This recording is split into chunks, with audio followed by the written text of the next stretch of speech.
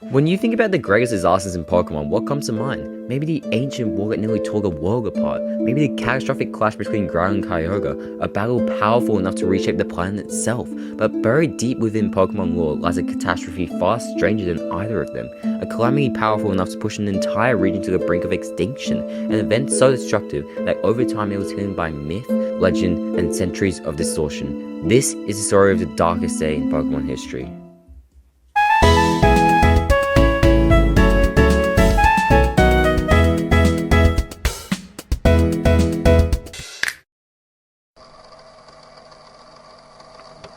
Thousands of years before the events of Pokemon Sword and Shield, something impossible happened. A meteor crashed into the Galar region, but this was no ordinary impact. Inside that meteor existed a creature unlike anything the Pokemon world had ever encountered before, a being known as Eternatus, and almost immediately, chaos began. Eternatus started rampaging across Galar, absorbing enormous amounts of energy from everything in its path.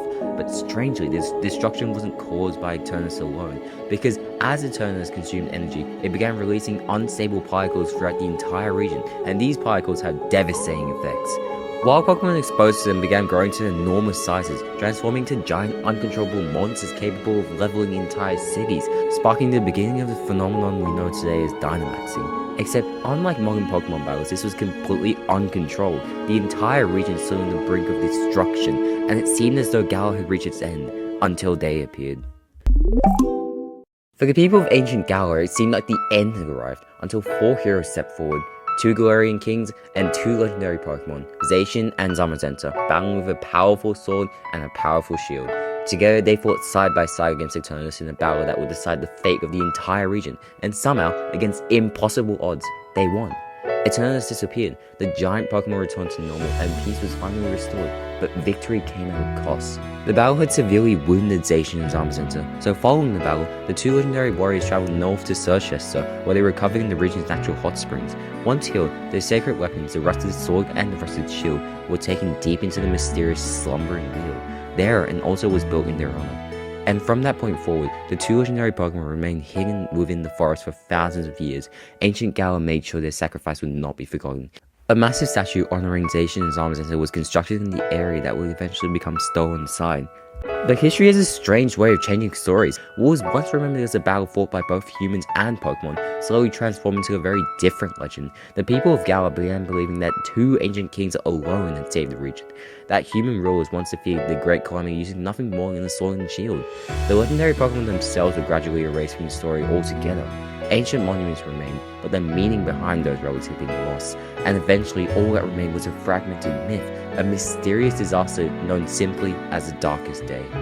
Now, you may be wondering why there's another YouTuber on this video. Well, I'm glad to say that I've been able to collab with someone knowing so much about the Darkest Day, so I might as well let him take it away. Let me take you 3,000 years later. During the events of Sword and Shield, a man named Chairman Rose discovers something incredible. Eternatus still exists after all this time, and more importantly, it possesses a virtually limitless source of energy. Rose believes that centuries into the future, Galar will face a crisis, an energy crisis specifically, and he believes Eternatus is the solution. But what is his solution and how? His solution is to reawaken Eternatus, harness its power and provide everlasting prosperity to Galar forever.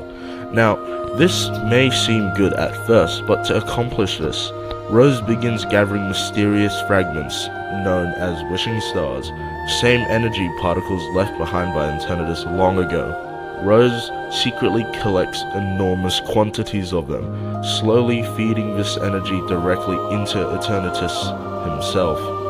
But not everyone trusted Rose. Professor Magnolia had previously worked alongside him, but she grew suspicious of his obsession.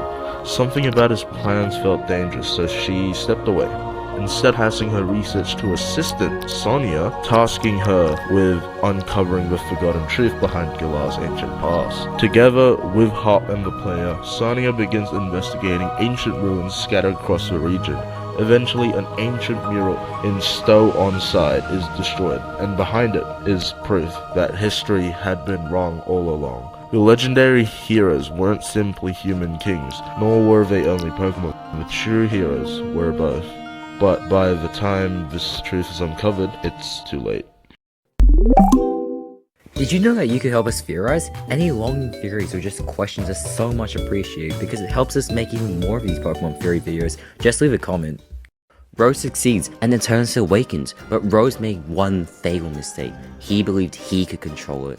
The moment Eternus revived, however, it immediately escaped containment and history began repeating itself. Pokemon crossed Galaxy, Dynamaxing uncontrollably. Chaos spread throughout the entire region. The second darkest day had begun. And then history repeats itself once again. From the slumbering world emerged Zacian and Zamazenta. 3,000 years after the original battle, the Forgotten Protectors had returned to confront Eternus one final time, and after an enormous battle, Eternus is finally defeated. The darkest day ends once again. Following the incident, Sonia officially becomes Galaxy Pokemon Professor. Using everything uncovered during the Eternus crisis, she writes a historical record correcting generations of misinformation, finally revealing the true story behind the Darkest Day. But after looking at the Darkest Day as a whole here, I think there might be something far stranger happening. Because what if everything we've been told about the Darkest Day is fundamentally wrong? Throughout Galar, characters constantly refer to the Darkest Day as ancient history, a disaster that supposedly occurred thousands of years ago. But there's this one massive problem, because if the Darkest Day truly happened in the past, then why is Eternus still here? If Eternus really unleashed civilization-ending catastrophes thousands of years ago, then logically, one of two things should be true. Either Eternus was killed during that battle, or Galar itself should still bear massive permanent scars from the destruction it caused.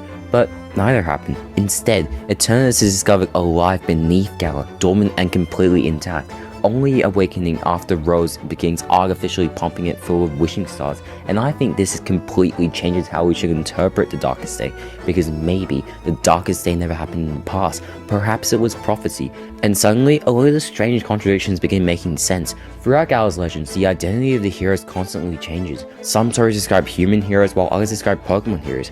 At first glance, it just looks like history becoming distorted over time, but what if both versions were never describing the past, but instead describing the future? Because when Eternus finally reaches full power, who stops it? It's you and Hop, two humans, alongside Zacian and Zamazenta, two Pokemon, exactly matching both versions of the legend simultaneously.